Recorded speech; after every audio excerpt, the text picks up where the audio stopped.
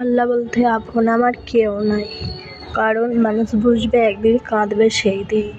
হাসরের ময়দানে নেকির জন্য পাগলের মতন আপনজন মানুষের কাছে যাবেন, একটাই আফসোস, সেই দিন আপনজন মানুষরা চিনতে পারবে না। তখন বলবে, কে আপনি? আপনাকে আমি চিনি না।